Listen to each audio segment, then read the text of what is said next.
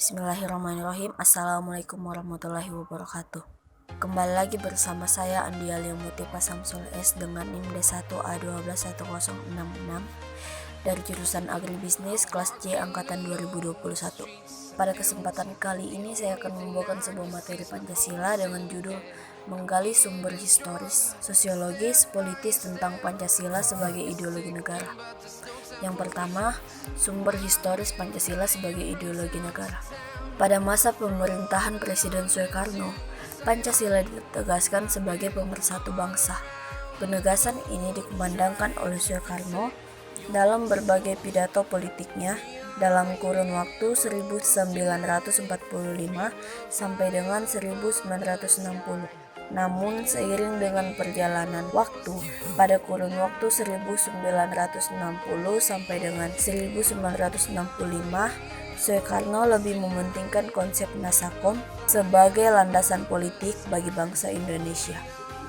Pada masa pemerintahan Presiden Soeharto, Pancasila dijadikan sebagai asas tunggal bagi organisasi politik dan organisasi kemasyarakatan.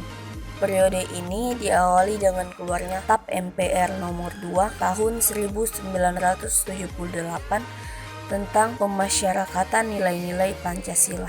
TAP MPR ini menjadi landasan bagi dilaksanakannya penataran P4 bagi semua lapisan masyarakat. Pada masa pemerintahan Presiden Habibie, resonansi Pancasila kurang bergema karena pemerintahan Habibie lebih disibukkan masalah politis, baik dalam negeri maupun luar negeri. Di samping itu, lembaga yang bertanggung jawab terhadap sosialisasi nilai-nilai Pancasila dibubarkan berdasarkan Kepres nomor 27 tahun 1999 tentang pencabutan Kepres nomor 10 tahun 1979 tentang Badan Pembinaan Pendidikan Pelaksanaan Pedoman Penghayatan dan Pengalaman Pancasila PP 7. Pada masa pemerintahan Presiden Abdurrahman Wahid, muncul wacana tentang penghapusan TAP nomor 25 MPRS 1966 tentang pelarangan PKI dan penyebarluasan ajaran komunisme. Di masa ini, yang lebih dominan adalah kebebasan berpendapat sehingga perhatian terhadap ideologi Pancasila cenderung melemah. Masa pemerintahan Presiden Megawati. Pada masa itu, Pancasila sebagai ideologi semakin kehilangan formalitasnya dengan disahkannya Undang-Undang Sisdiknas nomor 20 tahun 2003 yang tidak mencantumkan pendidikan Pancasila sebagai mata pelajaran wajib di tingkat sekolah dasar sampai perguruan tinggi. Pada masa pemerintahan Presiden Susilo Bambang Yudhoyono atau SBY yang berlangsung dalam 2 periode dapat dikatakan juga tidak terlalu memperhatikan pentingnya Pancasila sebagai ideologi negara. Hal ini dapat dilihat dari belum adanya upaya untuk membentuk suatu lembaga yang berwenang untuk menjaga dan mengawal Pancasila sebagai dasar negara dan ideologi negara, sebagaimana diamanatkan oleh Kepres nomor 27 tahun 1999. Selanjutnya, sumber sosiologis Pancasila sebagai ideologi negara. Unsur-unsur sosiologis yang membentuk Pancasila sebagai ideologi negara meliputi hal-hal sebagai berikut. Yang pertama, sila ketuhanan yang Maha Esa dapat ditemukan dalam kehidupan beragama masyarakat Indonesia dalam berbagai bentuk kepercayaan dan keyakinan terhadap adanya kekuatan gaib.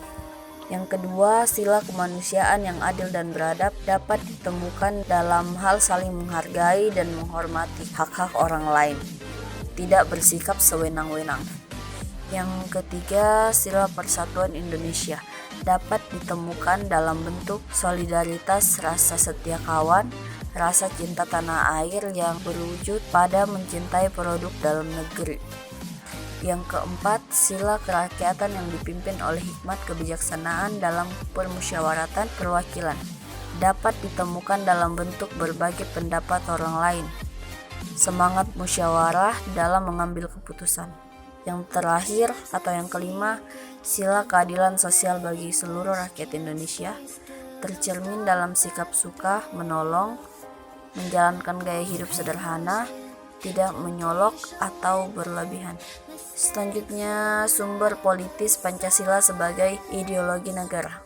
Unsur-unsur politis yang membentuk Pancasila sebagai ideologi negara meliputi hal-hal sebagai berikut. Yang pertama, sila ketuhanan yang Maha Esa diwujudkan dalam bentuk semangat toleransi antar umat beragama. Yang kedua, sila kemanusiaan yang adil dan beradab diwujudkan penghargaan terhadap pelaksanaan hak asasi manusia atau HAM di Indonesia. Yang ketiga, sila persatuan Indonesia diwujudkan dalam mendahulukan kepentingan bangsa dan negara daripada kepentingan kelompok atau golongan termasuk partai. Yang keempat, sila kerakyatan yang dipimpin oleh hikmat kebijaksanaan dalam permusyawaratan perwakilan diwujudkan dalam mendahulukan pengambilan keputusan berdasarkan musyawarah. Yang kelima, sila keadilan sosial bagi seluruh rakyat Indonesia diwujudkan dalam bentuk tidak menyalahgunakan kekuasaan untuk memperkaya diri atau kelompok, karena penyalahgunaan kekuasaan itulah yang menjadi faktor pemicu terjadinya korupsi. Sampai sini saja materi kitab kali ini. Sampai jumpa di materi yang selanjutnya. Sekian dan terima kasih.